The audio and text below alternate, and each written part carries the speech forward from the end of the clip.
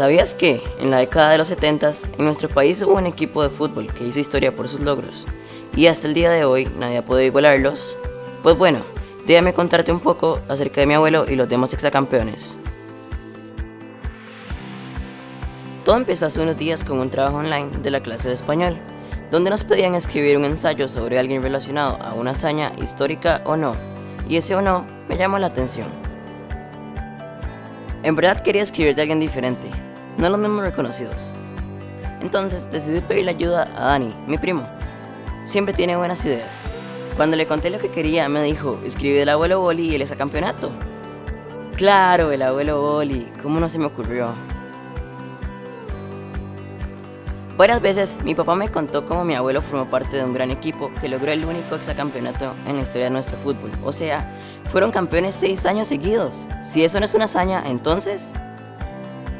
Estaba decidido, escribiría sobre el abuelo y tenía claro cómo empezar. Recluté a mi papá, lo cual no fue muy difícil, y arrancamos nuestra investigación. De entrada, nos topamos con el primer protagonista, el estadio. Desde el 27 de agosto de 1972 hasta la fecha, el Estadio Saprissa, o La Cueva, como le dicen de cariño, ha jugado un rol fundamental en el desarrollo y en los logros del equipo y del fútbol nacional.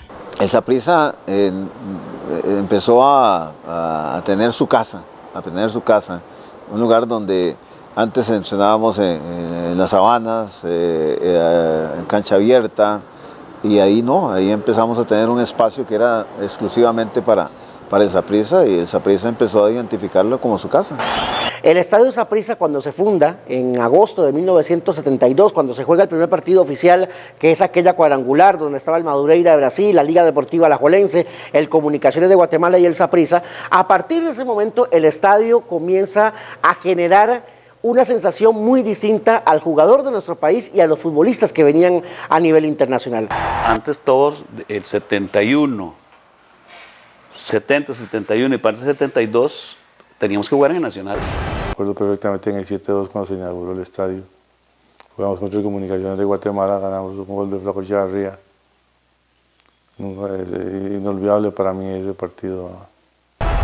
El inicio de esa hegemonía del Saprissa coincide precisamente con la instalación del Estadio Ricardo Saprissa. Fue parte muy importante porque eso ya nos hizo sentirnos en nuestra casa, nos valió todavía muchísimo, aparte de la calidad de jugadores que teníamos, nos dio más valor, más sencillo decir, la cueva es de nosotros. Bueno, en aquel tiempo no decíamos que era la cueva, sino que era nuestra casa para hacerla valer. Significó tal vez más comodidad, una bonita cancha. Entonces, ese periodo dio una seguridad enorme a los aficionados. Los aficionados comienzan a hablar de un estadio inexpugnable en el fútbol de Costa Rica. Los jugadores comienzan a sentir una sombra distinta en ese escenario, una cobija distinta en ese escenario, y los rivales comienzan a sentir una enorme presión. Sentí uno que se le venía encima todo el mundo a felicitarlo, porque está muy cerca de la gente, del estadio, de la cancha. La afición tal vez se sintió más apoyada, un campo bien abierto, un campo que es bastante hermoso y lo han mejorado mucho. Todo eso ha generado que el Saprissa haya construido a lo largo de todos estos años en su cueva un estadio muy complicado, y que precisamente en esos 5 o 6 años de la generación del Saprissa, del 72 al 77, fueron claves. Saprissa ganó ahí la Copa de la Fraternidad Centroamericana, Saprissa ganó ahí los títulos nacionales, Saprissa gana ahí la primera final que se juega, porque en realidad Saprissa fue campeón en los años 72, 73, 74, 75 y 76 sin necesidad de jugar una final de campeonato. Es hasta el año 77 que el Saprissa juega la primera final en el Estadio Saprissa, que es contra el Cartaginés, un partido que terminó empatado en el Fello Mesa, y luego en el Estadio Saprissa el ambiente consumió al Cartaginés, se lo comió. Ahí arrancó la historia de que el Saprissa en las finales es determinante. Desde que se fundó, Saprissa marcó una diferencia como equipo, pues con tan solo 28 años en la primera división, para cuando lograron el exacampeonato, ya los morados habían alcanzado a Herediano como máximo ganador con 17 campeonatos y superando a la Alajuelense, que solo tenía 12. Sin hablar de los logros internacionales, los cuales solo Saprissa tenía en ese momento, justo la época donde se gesta el exacampeonato. don Walter Navarro llegó a mi casa y me dice: Hernán, es que don Ricardo lo vio a usted jugando y don Ricardo quiere que usted juegue en Saprissa. Y le digo yo, no me vacile, ¿verdad? Y dices, no, si él quiere, es más, dice, es más. Y eso fue una de las cosas que le vamos a ayudar con 50 colones. 50 colones por mes. Entonces, con la suerte que yo entro en el 70, no siendo parte de la planilla, sino parte de el grupo de jugadores de ese estirpe. Que de haber llegado al Deportivo Saprissa en aquellos tiempos costaba demasiado. Como decía Marvin Rodríguez, no cualquier trompudo jugaba con Saprissa. Yo entré a Saprissa en el 6-2, y ahí estaban todos esos jugadores que estamos hablando. Y eran extraordinarios jugadores. Yo creo que antes del exacampeonato del Deportivo Saprissa, que es como el corolario a lo que es hoy día el Deportivo Saprissa, el equipo más grande, más importante del fútbol centroamericano, hay que hablar que Saprissa, cuando llega al fútbol de nuestro país en el año de 1949, Saprissa revoluciona la maquinaria que en ese momento teníamos en el fútbol nacional. Me fui para Estados Unidos en el 6-7, 6-8 y 6-9, en el 70 regresé y volví a jugar con el Saprissa, como les dije antes, ¿verdad? Por don Ricardo Saprissa nada más, porque era la persona que quedaría poner yo a don Ricardo cuando llegaba la abuela, o llegaba yo con la abuela jugando ahí. Entonces, ¿qué cara le iba a poner a don Ricardo? Era muy difícil, había unos jugadorazos en la primera división y en ese momento dirigida por Mario Cordero, Catato Cordero, y entonces no había mucha posibilidad. Que no sé si en el tiempo de don Ricardo, si hablaba con don Marvin, que nos dio la oportunidad a nosotros muy jovencillos, un Chico Hernández dentro de lo que es la categoría que tuvo, un Edgar Marín, por el tamaño que tiene hoy, yo creo que no había jugado fútbol. En esos momentos se estaba retirando Luis Chacón, se estaba retirando el Mudumaña, se estaban retirando una serie de jugadores y venía otra generación donde ya comenzó a aparecer Michelín Macís, comenzó a aparecer Bolívar Quirós, llegó Yuba Paniagua, Hernán Morales, Gerardo Solano, y me costó bastante. Y ya habían jugadores con gran categoría y con edad, posiblemente muy jóvenes. Si yo entro teniendo, que iba a cumplir creo que 17 años, 18 años, ya habían jugadores como Edgar Marín, que tenían 23, 24. Entonces el Saprissa revoluciona el fútbol de este país, comienza a generar una supremacía sobre sus rivales, ya no era el Herediano, ya no era la Liga Deportiva Alajuelense, ya no era la Libertad, y por el contrario el Saprissa comienza a adquirir un poder muy importante que se confirma en la década de los 60, precisamente con 6 campeonatos nacionales, pero que su punto más alto y el punto que realmente es una explosión a lo que el Saprissa es hoy día es la década de los 70. Llegó don Marvin Rodríguez como técnico y empezó a hacer algunos relevos generacionales y no sé cómo, pero empecé a jugar, empezó a dejarme ahí en banca y poco a poco fui jugando algunos partidos y ya cambió la situación.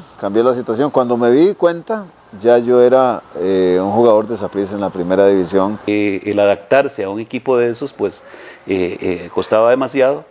Y el primer año que yo llegué en 1971 fue el primer sufrimiento que yo tuve con Saprissa porque perdimos la final contra la Liga Deportiva Alajuelense por penales en el Estadio Nacional. Después de ahí se consolidó ya más el equipo y yo diría un equipazo, que ya del 72 en adelante. A Fernando Hernández, a Luis Chacón, a Eduardo Umaña, eran jugadorazos, ¿verdad? Jugadorazos, y venían detrás de ellos una serie de jugadores que los pasaron a jugar al Orión y ese año nos montamos varios jugadores de la reserva, Wilber Barquero, Yuba Paniagua, Michelín Macís, entre otros. Empezamos Marco Rojas, empezamos a jugar en la primera porque hubo cambio de técnico y eso nos dio como un aire. A poder sumarse a un listado tan selecto, pues eso lo empoderaba a uno. Poder pensar también cómo llego yo con grandes arqueros como Flaco Pérez, que ya estaba en Cartago, pero que fui puntabolas de él durante casi 5 años.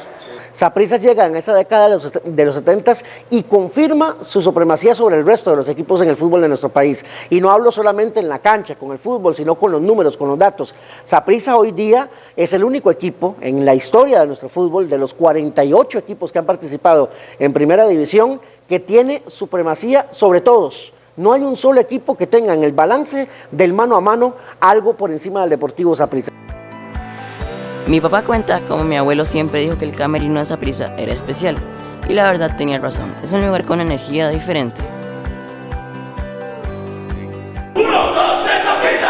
El camerino del Saprissa es históricamente un camerino distinto. Bueno, era un chingue, un vacilón, era buena nota, era nada de serio, todos corriendo, algunos que veníamos de trabajar o estudiar en la mañana, ir a entrenar una hora, porque tampoco se entrenaba todos los días. Se entrenaba martes, jueves y viernes. Martes era un poco de calistenia y el colectivo un poco, tiro a marco, que nunca hubo tampoco trabajo específico de arquero. El jueves era el colectivo, más o menos podía uno saber si jugaba o no jugaba, o más bien Marvin hacía todo el cambio y ponía a todos los jugadores a jugar, porque sabía la planilla que tenía. Si a mí me dice alguien que ustedes llegaban y les ponían en la pizarra, hagan aquí, aquí, aquí, aquí, allá, no. Había jugadores muy buenos que lo que uno tenía que hacer era darle la bola a ellos. Bueno, el camerino era una unión ahí de jugadores que éramos como hermanos todos. Nos conocimos desde pequeñitos, como le dije antes, jugábamos juntos, nos conocíamos muy bien, nos respetábamos mucho, mucho respeto ahí en el camerino también. No solamente era la camaradería en sí, dentro del estadio, dentro del camerino, dentro de la cancha, sino que fuera de ella. Para estar en el Saprissa no solamente había que ser buen jugador, había que tener otros ingredientes, otros condimentos para poder ingresar al camerino del Deportivo Saprissa. Había que tener un liderazgo especial, un temple, un carisma muy significativo para poder estar en el camerino del Deportivo Saprissa. Cuando levanté la mano para preguntar para qué la pizarra, si eran que nos iban a enseñar checo, porque solo la había visto en la universidad, la había visto en el kinder pintando y en la escuela cuando la maestra daba clases. Saprissa montó una generación extraordinaria, ese equipo del 72 especialmente, que reventó en el 71, que no fuimos campeones porque no existía el gol diferencia, que perdimos con penales la final con la Liga Deportiva Alajuelense en el antiguo Estadio Nacional. Y ahí nació ese Saprissa, en el 71 nació y en el 72 se consolidó. No solamente el futbolista en sí, éramos sapricistas, sino que la junta directiva eran sapricistas. Entonces eso era algo muy importante, éramos una familia completa. Ese ambiente de muchas cosas, de que sabíamos lo que íbamos a hacer, modestia y aparte, de qué debíamos hacer, modestia y aparte, y para quién estábamos haciendo lo que éramos. ¿Qué era quién? Esa visión que siempre ha seguido Saprissa. No para nosotros, para esa visión. El factor principal era la identidad de los jugadores con la idea futbolística. La identidad de los jugadores con la filosofía que en ese momento practicaba el Saprissa. El 100% tenía liderazgo. Todo el mundo estaba conectado, sí, por decirlo de esa forma. Sí podemos decir nombres relevantes como Coco Hernández, Príncipe Hernández, ¿verdad? Que tal vez te decían aparte, mira, hay que ponerle pilas, le vamos a ganar. O sea, había mucho sacrificio para poder llegar y sobresalir y salir adelante. Los cimientos más fuertes de lo que hoy es el Deportivo Saprissa se construyen con las bases de la década de los 70. Porque si ese equipo tal vez no hubiese mantenido ese arraigo que se tuvo durante la década de los 70, posiblemente hoy el Saprissa no sería lo que es. Y se hizo muy familiar, se hizo de amistad. Era un grupo que al final de cuentas estaba unido.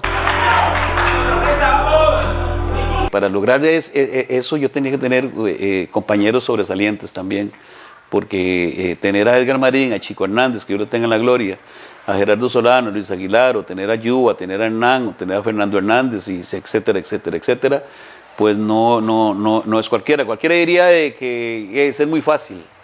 Es muy fácil, porque otra de las anécdotas decía que Chico, con sus bromas, que yo sé que debe estar allá en el cielo muerto de risa, él decía que él tenía mucho pulso porque me las pegaba en la cabeza.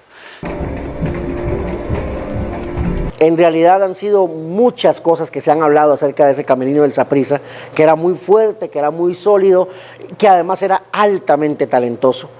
A pesar de que habían equipos muy buenos en el fútbol de nuestro país, pero es que el talento que tenía ese camerino del Deportivo Saprissa era realmente envidiable. Desde la presencia de Juan Gutiérrez o de Marco Rojas en el arco, pasando por Bolívar Quirós, pasando por Wilber Barquero, pasando por el Príncipe Hernández, por Coco Hernández, por Chico, por Hernán, por Edgar Marín, por Carlos Solano, por Gerardo, por Odir. Es decir, es un equipo maravilloso el que tenía el Deportivo Saprissa. Y algo muy importante que sí hay que decirlo con muchísimo orgullo, que todos éramos sapricistas. Todo este lugar está lleno de esa energía. Me imagino que toda esa gente que siempre viene tiene mucho que ver con esto también. Nosotros nacimos siendo campeón, pensamos ser campeón, somos sapricistas de corazón y seguimos siendo lo que somos y demostrando para esa gran afición lo que debe ser un sapricista. Es una afición que quita y pone, pero cuando el equipo lo requiere, es la afición que siempre está presente, la del Saprissa. Esa es la afición que quiere a Saprissa porque es un equipo ganador, siempre ha sido un equipo ganador, no es un equipo perdedor. En Saprissa hay que dar la talla siempre, no es de un día y otro día no, y otro día sí y otro día no, siempre, general.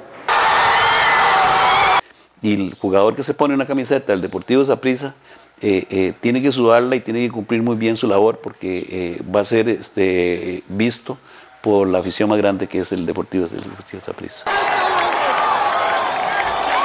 Son dos cosas que van como de la mano, ¿verdad? Va ligada al éxito, va ligada a los buenos resultados, va ligada a un espíritu de lucha, a una forma de ser, de identidad con lo que representa el Saprissa como institución, ¿verdad? Y eso pues se transmite. ¡Eso se respeta, papi! Aunque a muchos no les gusta, pero el Saprissa es el equipo grande, el de más campeonatos, el de mayor expansión. La afición del Saprissa creo que ha logrado entender eso, que es la afición más grande del país, pero también es la afición menos querida del país. Entonces ha logrado sobrellevar esa etapa. Y por eso es que la exigencia de muchos de esos futbolistas en la cancha se convierte en una presión adicional. Por eso es que para jugar en Saprissa no solamente hay que ser buen jugador, sino hay que tener todos esos otros aspectos. Hay que saber cómo ganarse esa afición, hay que saber cómo liderar esa afición. Es increíble pensar todo lo que lograron los exacampeones en esta cancha, todo lo que dejaron acá. El sapricismo en aquella época alcanzó mucha densidad de popularidad, casualmente por la cantidad de campeonatos que tuvo.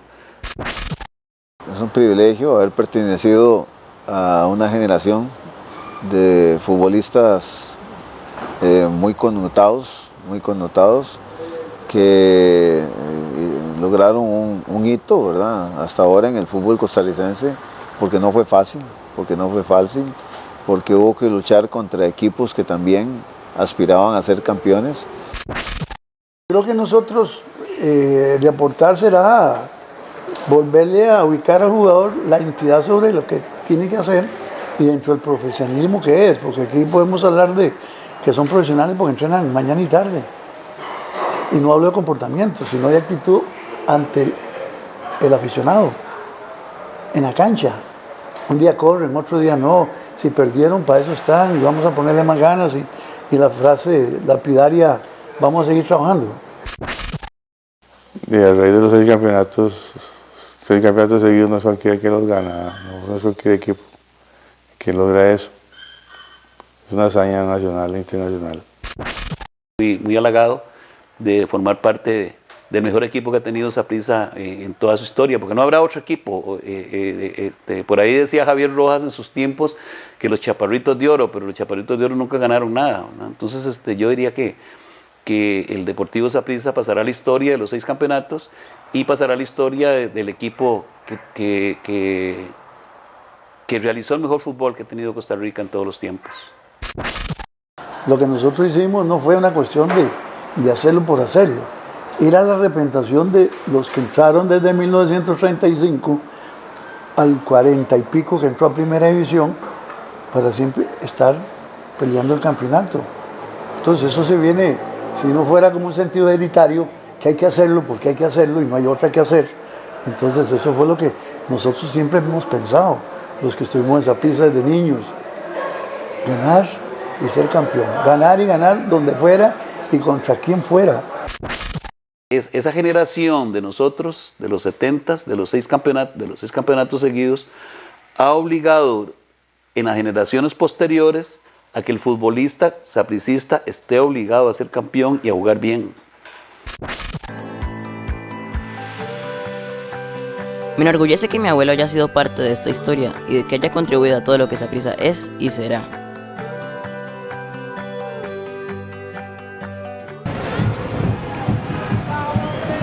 Está en la obligación el jugador de Saprissa de ser de los mejores de Costa Rica y está el jugador de Saprissa obligado a entregarse en el terreno de juego por esa camiseta.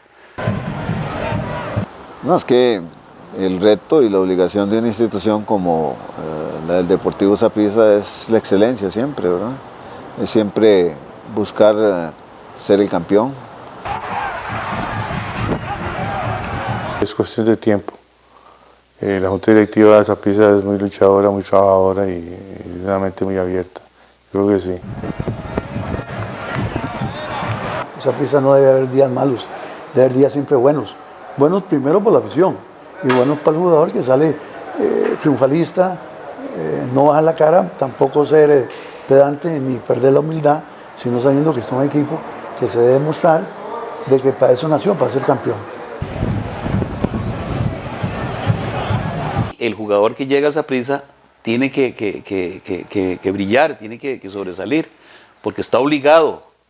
O sea, no es cualquiera que se pone una camiseta del Deportivo Saprissa. Es que yo insisto en eso. Me van a decir los que me están viendo y no son sapricistas que Carlos más pedante. Y no es así. No es así, porque ponerse una camisa de Liga Deportiva Alajuelense o del Deportivo Saprissa no es cualquiera que se la puede poner. No nos podemos dormir en los laureles.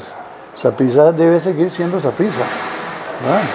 Saprissa tiene que seguir por la misma línea, el mismo sendero que ha tenido desde que nace Saprissa. Pero Saprissa está obligado a estar en los primeros lugares. Es una obligación, eso no hay ninguna duda. Y la Junta Directiva lo debe saber, y don Juan Carlos lo sabe, porque detrás de ellos hay una afición que le va a exigir siempre a Saprissa campeonatos.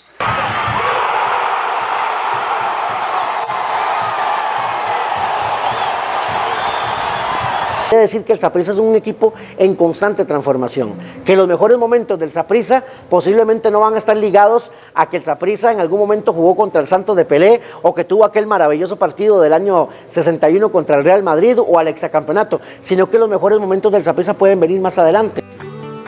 Definitivamente había encontrado lo que necesitaba, ahora a escribir. Visitar la oficina de mi abuelo me ayudó a obtener una buena nota en mi tarea, pero además me hizo valorar aún más su legado y el de los demás exacampeones. Y quién sabe, tal vez me toca a mí vivirlo de nuevo. Después de todo, con Saprissa todo es posible, ¿o no?